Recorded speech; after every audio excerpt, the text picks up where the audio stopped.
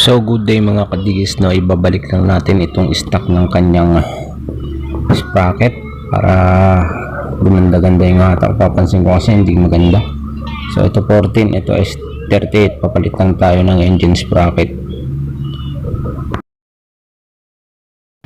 So yun, no, tanggalin muna natin yung kanyang lock dito sa may unahan. So ito gagamitan natin ito.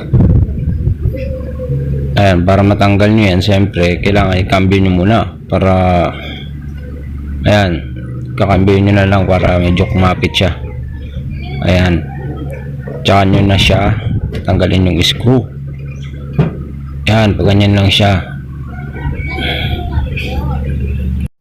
So yung pagtanggal nyo ng lock, no, pwede nyo na siyang hugutin na lang para hindi na masyadong matagal yung trabaho. Ayan, so tanggalin natin to, tapos ibalik na natin yung kanyang stock na 15. Ito siya, no, ayan yung tatanggalin natin. Ito yung kakabit natin, yung kanyang stock na 15428. So kailangan tanggalin muna natin yan. Luluwagan natin yung gulong sa likod. So dito luluwagan muna natin para hindi masyadong mahirapan sa pagbalik. Yan, gamitin nyo lang yung lock.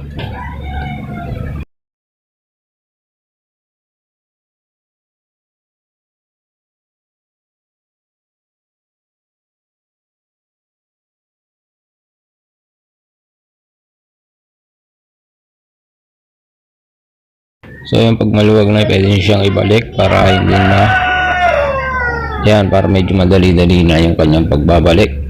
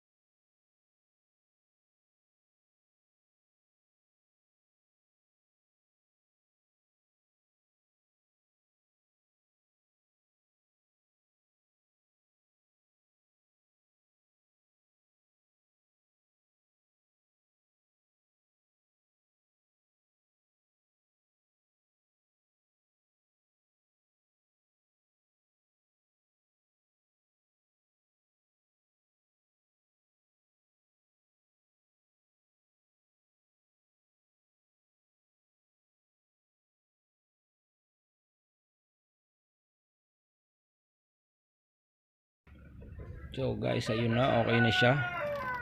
Free wheel na ang kanyang andar, no. Para balik na natin yung kanyang stock. Ayan, medyo maganda-ganda na rin. So yun lang sa ating short video.